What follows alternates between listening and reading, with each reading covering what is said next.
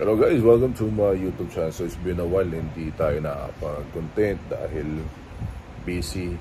So wala tayong pag-uusapan tungkol kay Mr. Longbam. Parang hindi naman siya magaling. At hype lang. Pero no offense sa ating influencer din na si Mr. Longbam, lakas ang loob niya. Pero kung gusto talaga niya maging fit sa PSL, kailangan niya magpalitinan siya. Wala naman din akong karapatan maghusga, pero sa nakikita sa mga comment at bashing, i-prove niya na doon na siya. Ang dami pang magagaling, pero siya ang napunta.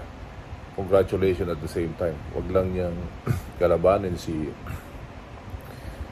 Jerry Esplana, ang commissioner ng PSA, kasi mas lalo pa siya matutropot kasi madagdagan yung kanyang suspension.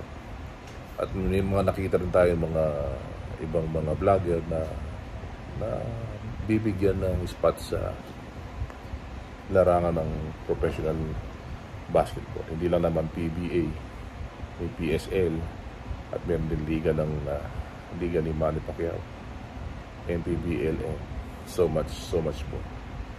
Pag-usapan din natin ang legacy ni LeBron James, ni Stephen Curry, at ni Kevin Durant. At nakita natin sa interview talaga, they are rivals because of the competition, pero when it comes to friendship, ikaw ba naman ang biyayaan ng maraming big contract at nakaselyo na ang kanilang history sa NBA. And we have the of course the greatest shooter ever, which is who? Si Stephen Curry. Talagang kino-compare pa nga si Mr. Longbam. Diyos ko naman, napakalayo compare kay Stephen Curry. Dapat walang ganong comparison. Puro puro kalokohan. At makita natin talagang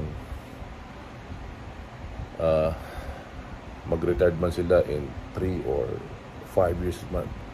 5 years from now, nakaselyo na ang kanilang legacy. At ang ating kababayan na, of course, na si Kai Sotto, na na-injured at nagkaroon ng ACL. At sayang. So tingnan natin, after he comes back in 6 to 12 months or year man, nawa makita natin ng isang malakas na Kai Sotto. Ipanalangin natin din ang ating kababayan na si Kai Sotto na, of course, complete recovery, and talagang he will come back strong. At sa mga nagaganap sa NBA, talagang ibang klase din si Westbrook. Lumabas ang MVP ng 2014 at the greatest double-triple player. Ngayon nag-combine na si Jokic and Westbrook, na hindi pinalabas ang laro nung siya ay nasa Lakers at binubo pa ng mga Los Angeles Lakers fan, pero naging love of darling of the crowd naman sa Denver. At marunong din maghawak ang coach ng Denver na si Malone, at napalabas ang lakas.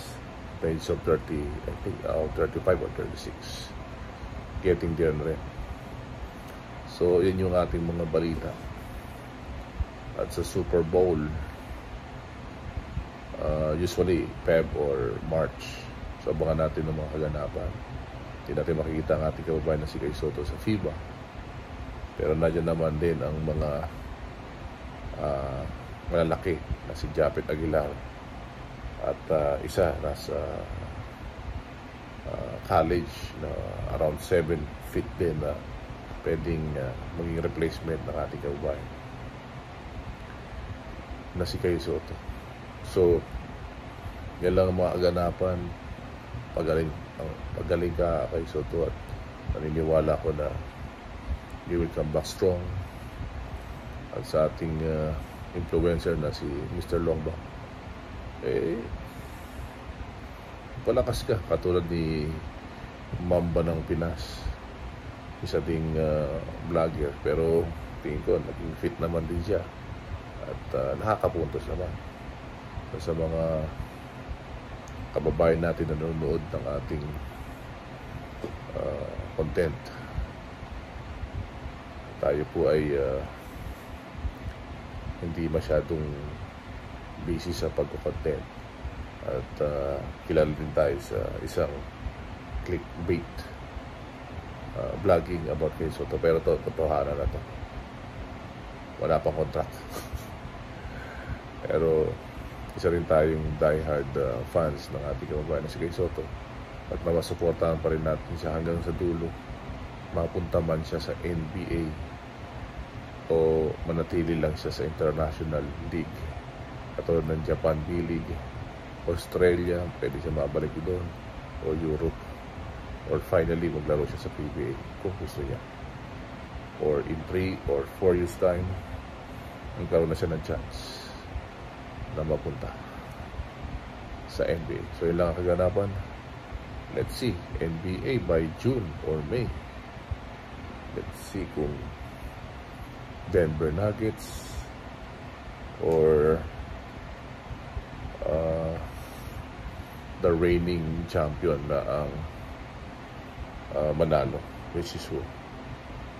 Nakalimutan ko na. But anyway, isa-search natin. So, ganyan lang.